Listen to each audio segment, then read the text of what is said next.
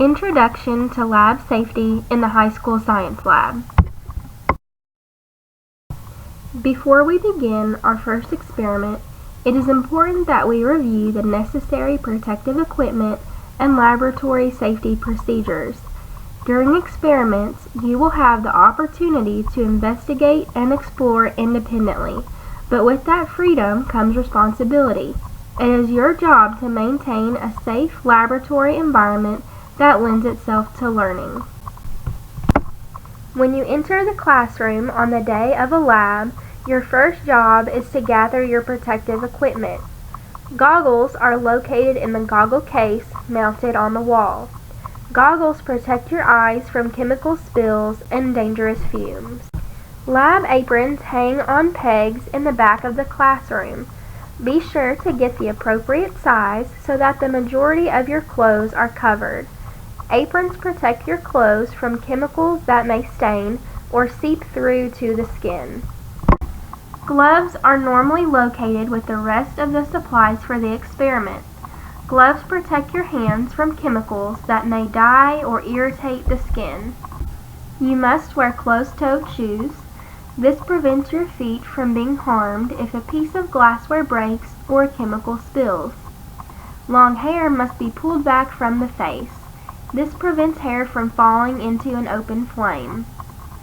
Most of our experiments do not involve flame or dangerous chemicals, but as scientists, we can never be too cautious, so protective equipment is required for every lab. Goggles, aprons, and gloves should be worn for the entirety of the lab unless I tell you otherwise. Students who refuse to wear or remove their protective equipment are putting themselves at risk for injury and will be asked to leave the lab. As we all know, accidents happen. Even the most cautious of scientists make mistakes and drop a beaker or overheat a solution. Your job is to follow the correct safety procedure in the event of an accident. If there is a chemical spill, notify the teacher immediately. Do not attempt to clean it up without the teacher's help. If a spill results in the presence of chemicals in or around the eyes, move quickly to the eye wash station and flush your eyes with water for a minimum of 15 minutes. If you are having trouble seeing, alert a nearby student or teacher so they can guide you to the eye wash station. If a spill results in the presence of chemicals on clothing or on the skin, move quickly to the shower station and pull the lever to rinse.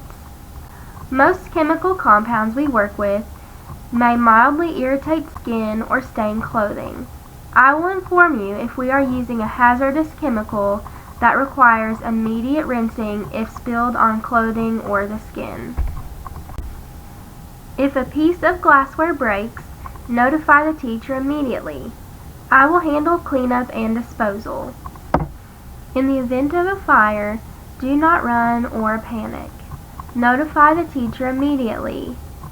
The fire extinguisher will be used for fires that have started on a surface such as the bench top.